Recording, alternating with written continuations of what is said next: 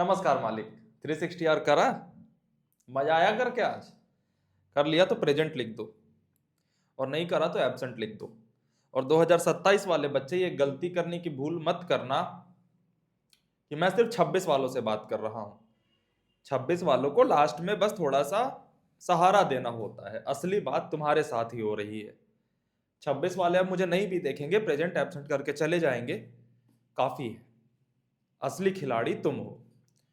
ये वाली बात दोनों सुनेंगे, 26 27 दोनों। क्वेश्चन प्रैक्टिस आप बहुत सारी कर लोगे, फिर भी एक लूप होल बच जाता है जो एग्जाम में डुबो देता है। उस लूप होल पे बात करेंगे। फिजिक्स के क्वेश्चंस, केमिस्ट्री के क्वेश्चंस, कहीं कहीं मैथमेटिक्स के भी क्वेश्चंस आप बाहर प्रैक्टिस कर लोगे, सॉल्व हो जाएंगी, एग्जामिनेशन में नहीं आएंगी, क्योंकि आपको वहां पे इंग्लिश नहीं आती थी। हमने कॉन्सेप्ट अंडरस्टैंडिंग और उसके एप्लीकेशन को सवाल में लगाना, इसको इतनी इंपॉर्टेंस दे दी है कि क्वेश्चन डिकोड करने वाला प्रोसेस हम इग्नोर करते हैं। मतलब भैया सिंपल भाषा में समझाओ।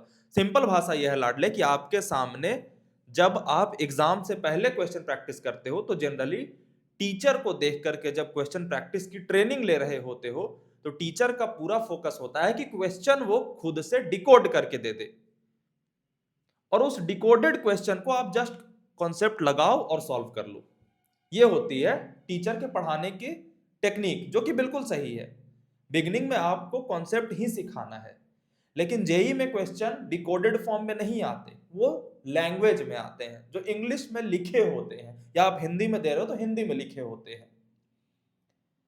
आपको सीधा एक पुली बना करके और उसमें चीजें नहीं दी जाएंगी, आपको लैंग्वेज में लिखा होगा। और ज्यादातर बच्चों की माइंडसेट ये होती है कि जहां पे उन्हें बड़ा लैंग्वेज दिख जाता है ना एग्जाम में, ये जेई मेन खास करके, और बहुत ज्यादा जे एडवांस्ड खेलता है। जे एडवांस्ड के क्वेश्चंस बच्चे अटेम्प्ट करने में ही इसलिए डर जाते हैं क्योंकि इतना बड़ा क्वेश्चन था, उसको डिकोड करते वो 2 लाइन के डायग्राम में बन जाता। टीचर देगा घर पे आकर के बना लोगे। तुम्हारे साथ टेस्ट में भी होता होगा कि भैया टेस्ट जब दे रहा था ना तो ये क्वेश्चन मैंने छोड़ दिया था, लेकिन जब उसका सॉल्यूशन देखा तो लगा कि यार ये था।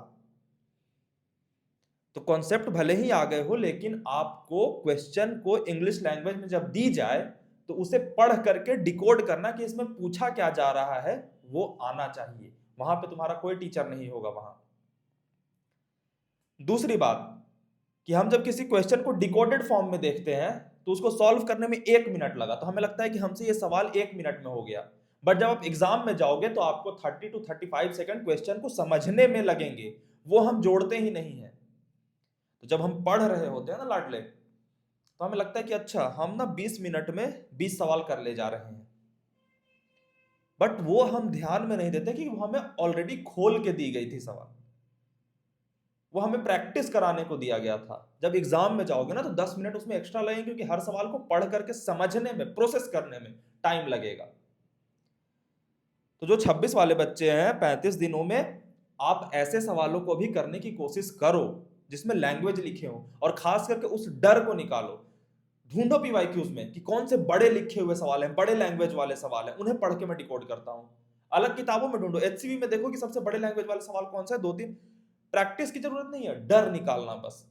आधा खेल तो डर बिगाड़ देता है। और 26 वाले हो तो अभी से ही पर चैप्टर आप ये ट्रेनिंग ले लो, फायदा होगा। मैथमेटिक्स में बहुत बड़ा बड़ा इंटीग्रेशन का एक फॉर्मेट लिखा आएगा, उसको डिकोड करोगे, एक मैनिपुलेशन के बाद इतना सा बचता है, बात खत्म। बट वो बड़े एक्सप्रेशन इंटीग्रेशन वाले, वो देख करके ना डरो।